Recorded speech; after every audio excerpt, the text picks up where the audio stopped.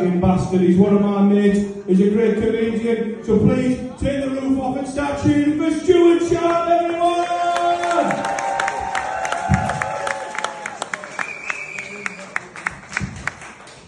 How are you all doing? You alright? Yeah. Having a good time?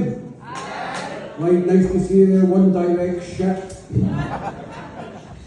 I had a look about while I was coming here and, to be honest, what a fucking shithole. What a fucking dump. It makes the rough council estate that I was born on in Glasgow look like fucking vineyard, so it does. What a fucking shithole. The lovely aroma of green as you're walking in. I tell you how bad it is here. Even the nonces are fucking scared of the kids running about here.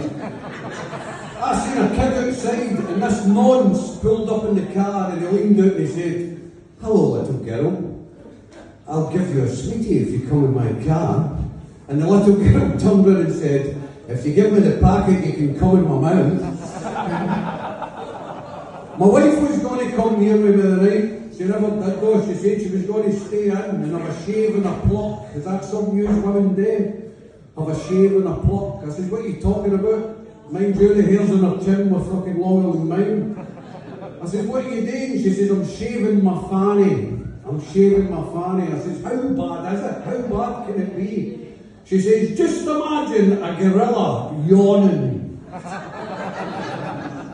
She's got a big fucking hairy arsehole as well. Mind you, I had to come tonight because James has booked me, so I've no other option. You'll probably tell by the accent, I'm fucking Chinese. Yeah, what else can I tell you about myself? I'm in a mixed race marriage. My wife's fucking English. Really bad on the Scotland England thing when there's any internationals on the telly. Fucking mental, so it is. She turns into Edward Longshanks, I'm like William Wallace, so we just avoid the whole thing. So we do. I nearly never came tonight, I genuinely never. I've been suffering with toothache, and I've not got a dentist. There's maybe somebody in here who hasn't got a dentist, it's a bit of a struggle. And I thought, what I'll do is I'll ring every dentist in a 60-mile radius here and I'll try and get an appointment. And what I've noticed is there isn't a lackey dentist. What there is there a lackey dentist that's willing to take on scumbag NHS patients like myself, people that can't afford their treatment. And all these arseholes just get the same name, don't they? Your dentist, my dentist, your smile, my smile. And they want to fucking take a leaf out the book, My Smile, because I've never met as big a bunch of miserable bastards when you ring them up. "Good afternoon, my smile. Chantel speaking. How may I help you?" I said, "Are you taking on NHS patients there, Chantel?" And I'm sure I heard her laugh and she might as well have said to me, "Don't be so fucking stupid, Mr. Sharp. We're only taking on people that's minted here that can afford to pay for their treatment. But what we do offer is an emergency extraction service." I says, "Go on then, Chantel, we'll have a roll of the fucking dice. How much is it for an emergency extraction?"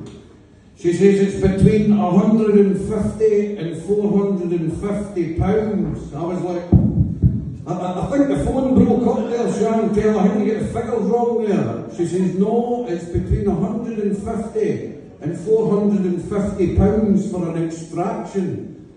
I said, "Chantel, I'm not looking to get extracted for a fucking war zone in a Chinook helicopter here." I says, "I just need a tooth out. I think I'm going to have to be that one amiss." So anyway, I thought, fuck it, I'm alright. I'm a big hard Scotsman, I can take the pain. Fast forward 2 days later, there I'm on the living room floor and I've suddenly fucking found religion. Jesus, God, fucking cure this toothache. I've even turned Muslim. Praise Allah! Get this fucking sorted. And then I remembered, there's one more thing you can do, is ring the 111 emergency dental helpline. Has anybody ever rung that? Have you tried ringing? Have you rung that, madam?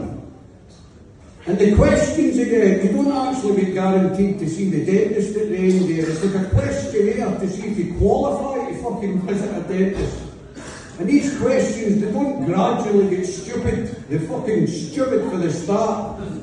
And generally, if you don't mind, I'd like to share this conversation that I had with this fucking stupid woman on the phone. And it went a bit like this. So I rang her up.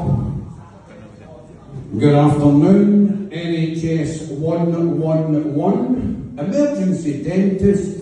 Doreen speaking. How may I help you? I says, I'll give you 3 fucking guesses, Doreen, as to why I'm ringing the emergency dentist. I says, my foot's fucking killing us here, Doreen. Is there anything you can do for it, especially my big toe? So they went to say, are you calling because you're in pain? Are you calling because you're in pain? I said, no, Doreen, I got your number off my mate. He says your banter's fucking tremendous. Is there any chance? What's the crack, Doreen? What's the crack? She says, there's no need for the sarcasm, Mr. Sharp. I said, you fucking started it, Doreen, no me. She then went on to say it worse. What's the temperature? What's the temperature? I said, it's about 16 degrees out there, Doreen. I said, but I'd still recommend wearing a jumper in the morning because it's a bit fucking chilly. And then she started getting angry with us. Really angry. No, the temperature in your face. I said, oh, we're talking about that, Doreen, are we? I said, well, I'll tell you what, Doreen. I feel as if my head's been put in a fucking vice and somebody's tightening that vice. And then I've poured pepper all over my face, Doreen, and I've set my fucking face on fire. I said, just to add insult to injury, they've hooked a car battery up to my teeth and they're fucking sending electric shocks through my face. Is that the temperature you're talking about? She went, yeah, that's the temperature, Mr. Sharp. I said, well, it's very high. I'm in agony here.